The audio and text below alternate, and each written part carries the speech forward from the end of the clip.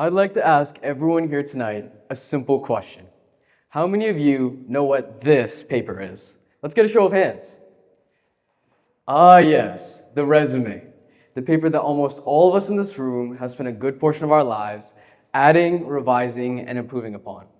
We've all had that moment, whether it's tweaking our skill section to make it shine, or trying to come up with the perfect words to describe our past roles.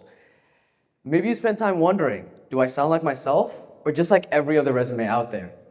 Oh, and let's not forget those times we debated adding a hobby section, only to leave it out because we're sure no one cares we bake sourdough on weekends. And just when we think we've got it all figured out, then comes the second part, the interview. We walk in or we get on call and we channel all of our energy into proving that we're the right fit.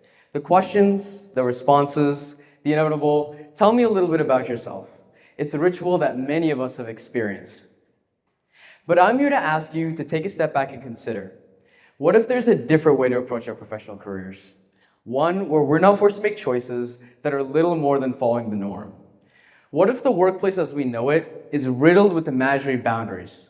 Boundaries that we've accepted without question. Now, before I get into exactly what these boundaries are, I'd like to share a little bit of a story with you. When I was in my sophomore year of high school, I had kind of finalized that my passion was in the field of marketing.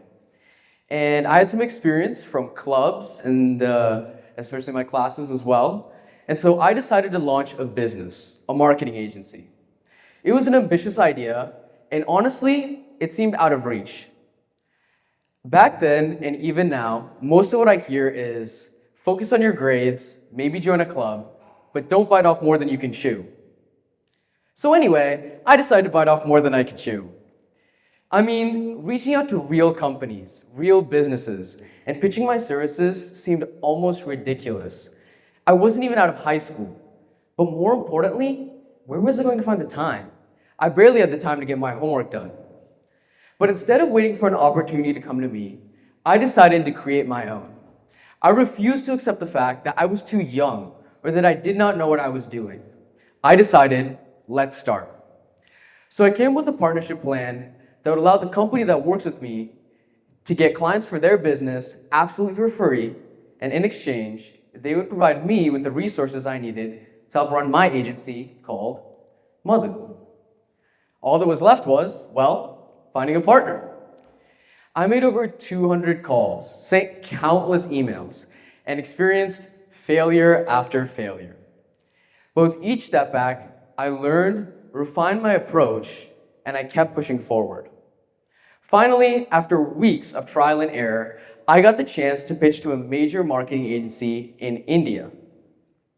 So here I am on call, my hands are sweaty, I'm nervous, but I'm ready to present a vision that went above and beyond. Now, I will be honest with you. I expected to face rejection at every curve, just as I had been all this time. After all, I hadn't gotten a yes in a while. But to my surprise, I was met with nothing but praise. I was told that my idea was very innovative, and it had the chance to be very successful. So the question that came into my mind was that all? You see, because even though the process was rather tedious getting there, and the rejections were certainly discouraging, it was a small price to pay. And now I have in my hands an opportunity that nobody else does, just like that. That partnership allowed me to run my agency with minimal effort and streamline the whole process, all at an age when I was just supposed to be focusing on my grades. So from that journey and the steps that I took afterwards, I discovered that there are 3 key boundaries that hold us back when it comes to our careers. Now, the first of those boundaries is what I call the opportunity dilemma. When it comes to our careers, most of us follow a well-trodden path. We look for roles listed on job boards, wait for promotions to be offered, or we hope that opportunities will come our way. But we're limiting ourselves by staying only within these norms that have grown to become our comfort zone. You see, the job market is much like the grocery store or the supermarket. They're convenient, you can find them everywhere, they're easy to get to, the prices are not bad, I can see the parents all shaking their heads. But most importantly of all, it's hard to find healthy food. You see, there's so much junk food in the grocery store, and if there is healthy food, it's expensive. In other words, it's hard to find exactly what we want that satisfies all of our requirements, just like the job market. But there is another option. We could try to grow some of that food we need at home, in our own garden. Now, it's certainly a tedious process getting one set up, but now we have domain over what we eat. And admittedly, it will take a while for that food to become ripe enough to eat, but we can have healthy, affordable, delicious food on our plates. In other words, we can have exactly what we want with little compromise. So when we look for roles on the job market, LinkedIn, Indeed, whatever it may be, we're shopping in a grocery store. And there's nothing wrong with that. But if we want to take our careers to the next level fast, we need to sow the seeds of success in our own gardens and really embrace the idea that opportunities are not found. They're created. So that's opportunity. Now our second dilemma is the qualification dilemma. The boundary we explored before this, it seeks to create opportunity. And that sounds amazing. But what about the opportunities we're already familiar with, like those on LinkedIn or Indeed? What if we like shopping at the grocery store?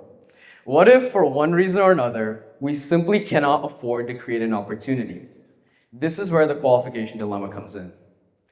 This is the belief that we must have certain qualifications in order to achieve specific roles or positions within these mainstream opportunities, such as the online job market. But here's the reality. It's not the end of the world if we don't have the exact qualifications. In fact, I have an interesting quote from Forbes here that says, "Employers no longer trust that college graduates will arrive with the skills they need to get the job done. By casting a larger net, companies hope to find promising applicants who were once disqualified for not having a college degree." There's a shift that's coming about in the workplace, and whether it's education-based qualifications, just as Forbes says, or experience-based qualifications, there is now one requirement that stands out above all. Oh, and yes, certain employers will still have specific requirements for their candidates, but the biggest question that matters most in the workplace is this: can you get the job done? One of the most interesting things that I discovered when I was working with that company in India is that I was not treated differently for my age or for my lack of qualifications. In India, for the most part, there's a high standard of respect for those who are elder to you. And it's often expected that as the younger person, I am not at the age to be taken seriously. And yet, even though that was true, I found myself working with students who were in college, who were much older than me, as well as people who had finished a college degree. You see, the only thing that was expected of me was, did I get the job done? So if we can get the job done, if we have the ethic and the drive, then our lack of qualifications is not important. What matters most is that we give it our all. It's not about having a perfect checklist. So that's qualification. Now, our third boundary, which I would argue is the most important of them all, is what I call the false finish line. You see, the first boundaries explored creating opportunity, as well as making the most of already existing opportunity. But what happens after? What happens if we already have our dream job, or we have an amazing opportunity in our hands, and then we fail? Or we simply do not achieve the goals that we wanted to? Is it over? Is that all? Not really. Allow me to explain. Recently, I went to a networking event for Madhu with one of my close friends. And I hadn't really gone into it with high expectations. I was just kind of tagging along. But my friend, he did. He had pretty high expectations, and things didn't go the way he wanted to. He had hoped to get at least 1 or 2 clients, and he had ended up with none. So on the car ride back, he lamented to me about how he had wasted an opportunity, how he had so many chances to speak up, and he just didn't. So what I asked him was this: if you had to choose between one of these, which one would you pick? I gained 0%, absolutely nothing from this event. Or I moved just 1% closer to my goals. And he chose the second one. So now I'm curious. I ask him, okay, what was this 1% growth? And he says that he did get the chance to speak with some people. And they said that they did not want his help because they already had friends who were providing the same service.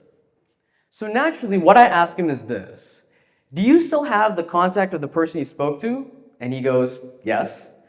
So I ask, have you considered calling up this person and asking if you could potentially have their friend's contact and asking that friend for some tips to getting clients?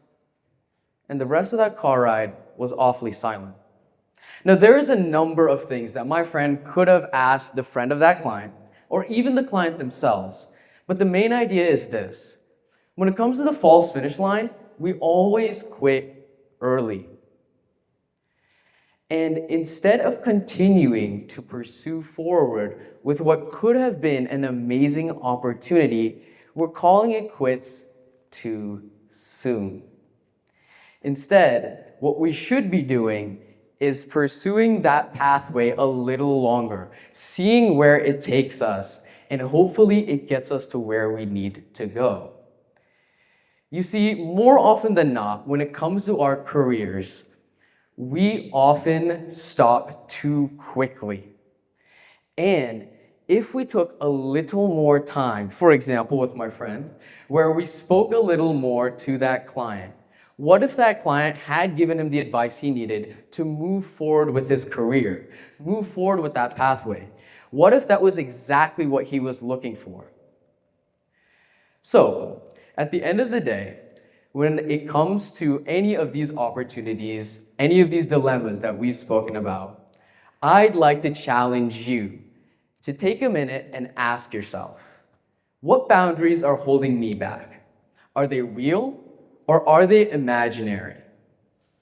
And always remember that the only thing stopping you from achieving your next great opportunity is the fact that you believe that it is out of reach.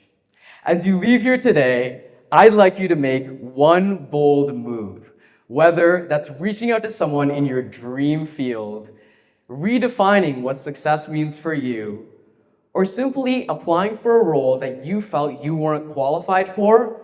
I want you to do something that challenges those boundaries. Because when you start breaking them, the possibilities for yourself and your future are endless. Thank you.